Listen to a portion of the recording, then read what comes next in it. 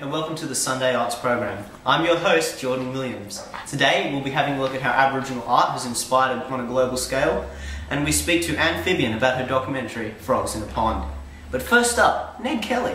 Should an Irish outlaw be an Australian icon? The Kelly Culture exhibition is currently on display at the State Library of Victoria. The display will be running from the 28th of February to the 25th of May. This exhibition displays the events of Ned Kelly's journey and life, and it's got people wondering, just how much effect has Ned Kelly had on the construction of Australian identity? With me in the studio today to discuss these representations of Ned Kelly and how they've impacted and shaped Australian culture is local historian, Professor Matt Brown. Good to have you here, Matt. Thanks, Jordan. I'm happy to be here. So you claim to know a little bit about Ned Kelly. Yeah, I guess you could say that. Would you mind answering a few questions? That's why I'm here. So, how accurate do you think the Kelly Culture exhibit is, as far as its interpretations of Ned and his actions? Does it give us a one-sided view, like so many other biased portrayals of this infamous character? No, of course not. I certainly don't think so. The exhibition is compiled of items and artefacts that have been loaned from both public and private collections. The exhibition includes paintings, pictures, weapons, possessions, literature, music and moving imagery, all relating to the actions and lives of the Kelly gang members. So, how do you know that the exhibition is historically accurate? Is there any way to tell if the items are perhaps from the wrong era or even fakes? The authenticity of all the items on display has been examined by historians such as myself, who have compared the items to historical documents of the time and then compared them to solid evidence that has already been proven. The information we have gathered is as accurate as possible with our current resources. So Matt, with all that research you've come to know a lot about the life of Kelly. One argument that's racked Australians for a long time is Ned's moral standings. In short, whether he was good or bad. Do you think he was a hero or a villain? After all, he is a self-acclaimed horse thief, bank robber and a killer. That's true, but I still believe he's a hero. The man stood up for his family and his Irish kinsmen against the whole of the English Empire. He never once intended to kill a policeman and he never harmed a civilian. Ned was an outlaw, and for him it was either kill or be killed.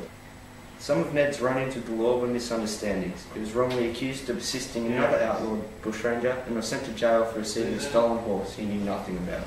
You definitely seem to respect Kelly. How do you think he's influenced the Australian identity?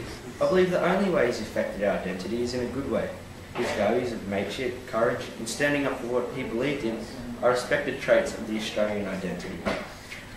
But wouldn't you say that he's been built up as a hero? You know, better than he really was? Has his good qualities been enhanced to give us something to boast about? There is no doubt that some of the things he did were bad, but he had reasons, and they were good reasons. I agree that the bad qualities are overlooked, but only because, well, at least in my opinion, they easily outweigh the bad. Of course his good qualities have been enhanced and exaggerated, but that's because the Australian population don't want to remember him as a bad person, because how could he be such an icon? Okay, I see what you mean. So, where has Ned Kelly or his image been used in our culture to form part of the Australian identity? Surprisingly, he's everywhere. He's a tourist attraction. He's used as an advertising figure. There are many books, art, sculptures and clothing, jewellery. There's even a confectionery company called Kelly Jelly. Australia just can't get enough of him. His story has also inspired movies. Actually, speaking of movies, Gregor Jordan's 2003 film, Ned Kelly, starring Heath Ledger and Orlando Bloom, it followed the story of the infamous Ned Kelly from his early childhood until his hanging. Now, viewers tell me that the movie was very one-sided. Now, you've seen it recently. What do you think? Yeah, I'd have to agree. I believe the movie was also one-sided, but it was never meant to be a documentary. Gregor Jordan said himself that he wanted it to spark an interest. Some of the facts were a bit off. For example, The Last Stand wasn't so action-packed.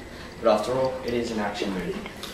One fact that was omitted, however, is when Kelly absentmindedly takes Kennedy's watch. In actual fact, the gang deliberately looted the bodies of the 3 dead policemen for any valuables they could find, including jewellery, guns and ammo.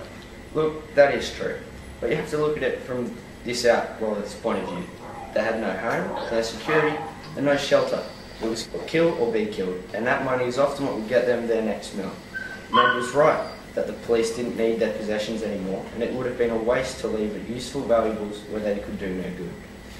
That's a fair statement, considering that Ned and most of his kin believed the police were corrupt. Yes, but he never treated them that way. I can't stress enough how much he tried to avoid taking lives. So being in all these books and movies, would you say he's a bit overused? Not at all. He's an icon to us, a hero. His image can sell anything to tourists, and it's his story that keeps that fantasy alive. There's no way to discover the absolute truth, but people continue to visit Australia searching for their own answers.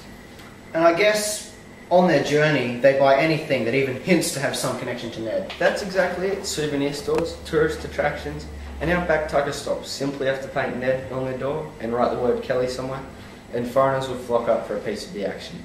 We'll never know the full story. People never get tired of Ned, and I don't think they ever will.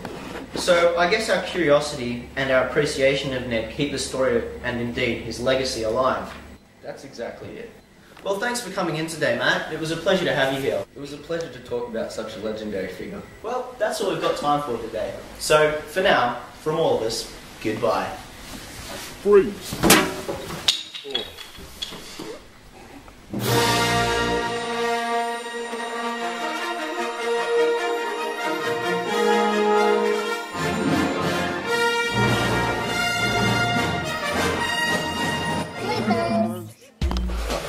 Would you mind answering a few questions? That's why I'm here. Didn't laugh with me. Turn it off. No, that's exactly it. I thought it was stopping after this. Today. So for now, from all of us, goodbye.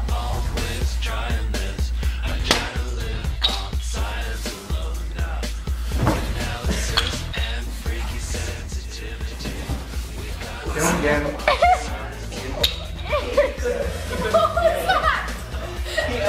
That's all we've got time for today. Until next time, goodbye.